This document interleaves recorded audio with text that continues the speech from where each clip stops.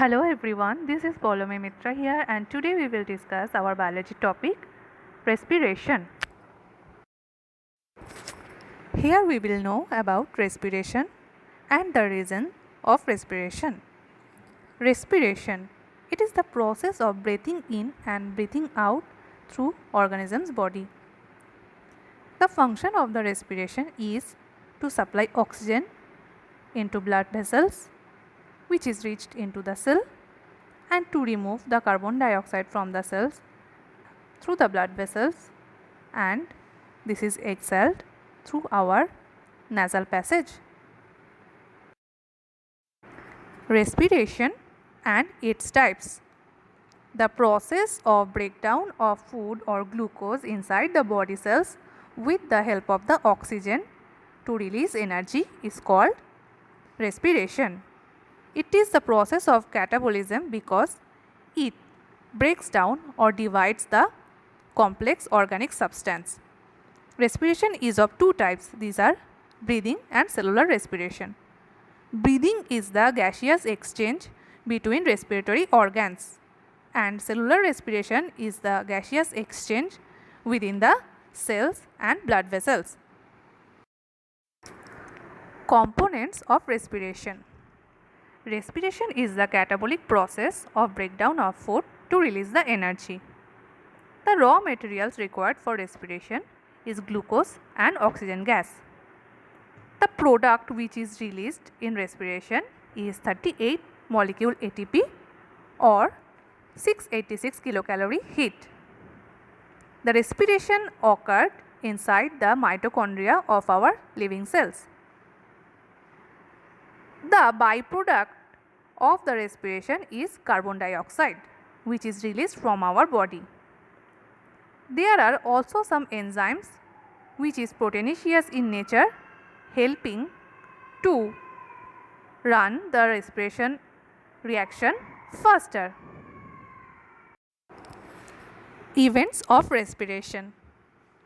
There are 4 events in the respiration of the living body. Breathing, the movement of air in and air out from the lungs is called breathing. External respiration, the exchange of oxygen and carbon dioxide between air into the blood is called external respiration. Internal respiration, the exchange of oxygen and carbon dioxide between blood into the tissue fluid to reach the oxygen and to remove the carbon dioxide from the cell. Cellular respiration. By this process, the energy in the form of ATP is produced by the mitochondria of the cell, and it is cellular respiration. Difference between breathing and cellular respiration. Breathing is the physical or mechanical process, whereas the cellular respiration is a biochemical process. In breathing, the consumption of energy is occurred, whereas in cellular respiration, the release of energy is occurred. In breathing, muscles activity is involved, but in cellular respiration, no muscles activity is involved. The breathing is occurred inside our lungs, but cellular respiration is occurred inside our mitochondria of cells. In breathing, the nasal passage are involved, but in cellular respiration, nasal passage are not involved. Difference between external respiration and internal respiration. In external respiration, the movement of gases in and out occurs from the body.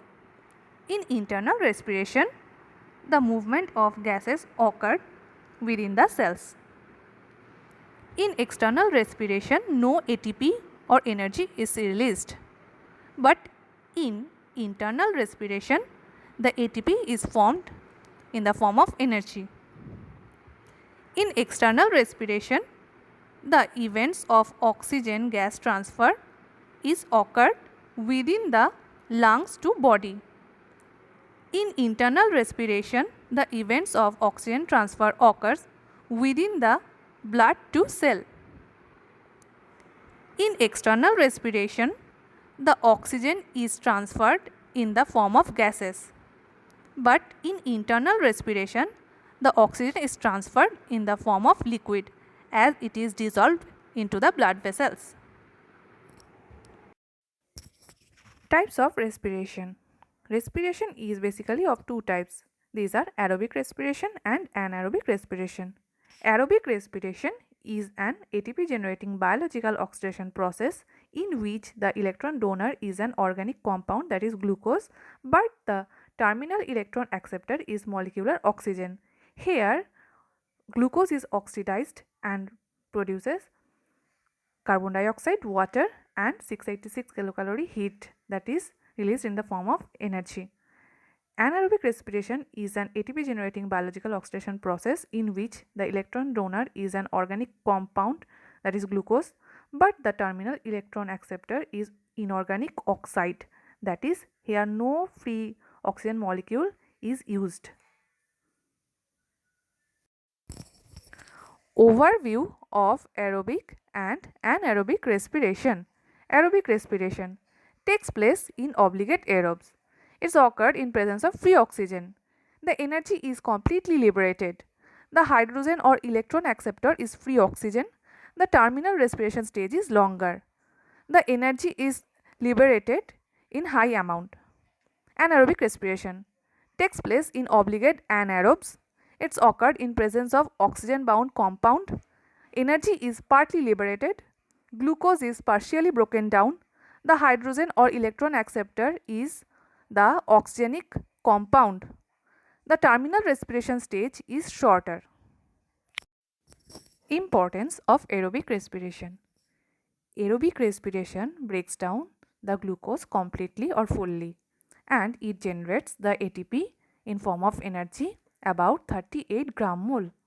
The heat is released is 686 kilocalorie, which is required for other activities of our body. It maintains our gaseous exchange through body. It maintains our osmoregulation of body and also keeps balance of the temperature regulation. Also the acid base balance is maintained. Importance of anaerobic respiration. Anaerobic respiration can be occurred without the presence of free oxygen molecule. Anaerobic respiration is very useful for the industry of mankind. In anaerobic respiration, the product evolved can be used in wine industry. Anaerobic respiration is producing some products which is useful for dairy industry, and the baking methods can be done also by using anaerobic respiration. The tanning of leather, the sewage treatment are also some helpful sides of anaerobic respiration. Mechanism of aerobic respiration. Aerobic respiration has three phases. Glycolysis, which is occurred inside the cell cytoplasm, Krebs cycle, which is occurred in the mitochondria, and terminal oxidation system or electron transport system, which is occurred after the Krebs cycle. Steps of aerobic respiration. Glycolysis. In glycolysis, the glucose is broken down into pyruvic acid. Then the pyruvic acid is attached to the coenzyme A and enters to the Krebs cycle. With the enzyme activity, therefore, this substance is converted into oxaloacetic acid and NADH with proton ion. The NADH and proton ion further acts to the oxidation and reduction system and forms the water in the last step, that is electron transport system. Steps of glycolysis. Glycolysis is completed within 10 basic steps. In first step, the glucose is phosphorylated and forms glucose 6-phosphate. In second step, glucose 6-phosphate undergoes isomeric reaction and forms fructose 6-phosphate. In third step, fructose 6-phosphate is phosphorylated by ATP and forms fructose 1,6-phosphate.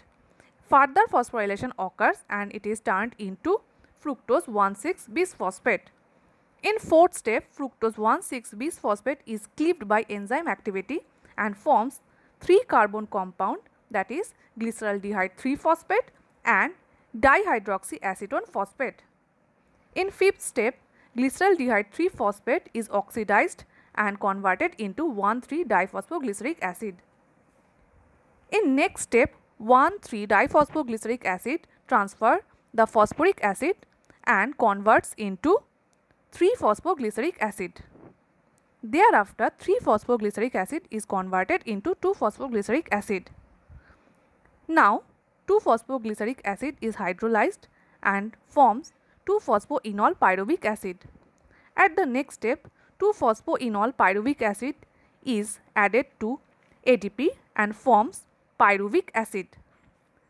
This pyruvic acid at the last step further attached to coenzyme A and NAD enzyme and forms acetyl coenzyme A. And now it is ready for the next step, that is Krebs cycle. Steps of Krebs cycle. The Krebs cycle occurs in the mitochondria. The condensation of acetyl coenzyme A from glycolysis with 4-carbon compound oxaloacetate to form 6-carbon citrate coenzyme A is released. The reaction is catalyzed by citrate synthetase. Now, citrate is converted into its isomer isocitrate. Isocitrate now undergoes dehydrogenation and decarboxylation to form 5-carbon alpha ketoglutarate. Now, alpha ketoglutarate undergoes oxidative decarboxylation to form succinyl coenzyme A. Succinyl coenzyme A forms succinate.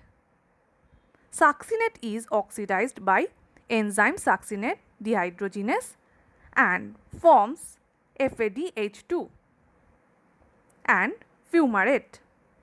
Now the fumarate gets converted into malate by the addition of 1 molecule water, and the malate is now dehydrogenated to form oxaloacetate, and hence the oxaloacetate is the last product from the Krebs cycle. Respiration in plants. Plants do not have very complex respiratory system. They have simple respiratory organ for performing the respiration. They have stomata, lenticule, cuticle and the pneumatophores for the respiration. Stomata are the small pores in the surface of leaves which helps in gaseous exchange. Lenticels are tiny pores upon the hard bark of the woody stem. Pneumatophores are pores which is formed in the breathing root of the mangrove plants. Respiration in human. Human beings have very complex respiratory system. There are several respiratory organs to perform respiration. The respiratory organs are nose, larynx, trachea, lungs, bronchi, bronchioles and alveoli. The air from the atmosphere enters our body through the nasal cavity or mouth. Now the air travels through the throat and reaches to the larynx. From the larynx, the air passes to the trachea. Now from the trachea, the air runs down to the lungs. In the lungs, the air now rushes to the two parts of bronchi, and thereafter the air divides to spread into the bronchioles. From the bronchioles, the air reaches to the alveoli. There are minute blood vessels which intake the oxygen, and therefore the oxygen is entered inside our blood vessel through blood and then to the whole body cells. Breathing. Breathing is the first step of the respiration. It is a physicochemical process in which the exchange of gas, that is oxygen, is taken and carbon dioxide is released between the medium and respiratory organs of the body. Breathing is completed by two steps. This is inhalation and exhalation. In inhalation, the oxygen is entered in our body, and in exhalation, the carbon dioxide is released from our body. In exhalation and exhalation, there are several features occurred inside our body and organs. Let's look into that. Inhalation. The diaphragm keeps remained flat. But in exhalation, the diaphragm shape becomes domed. In inhalation, the rib cage gets up and swollen. But in exhalation, the rib cage gets down and in. In inhalation, the diaphragm muscles contracted, whereas in exhalation, the diaphragm gets relaxed. In inhalation, the rib muscles also contracted, but in exhalation, the rib muscles get relaxed.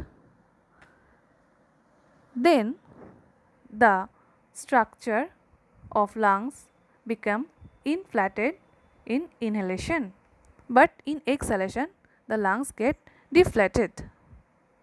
So, by this process, the oxygen is entered through inhalation and carbon dioxide released through exhalation.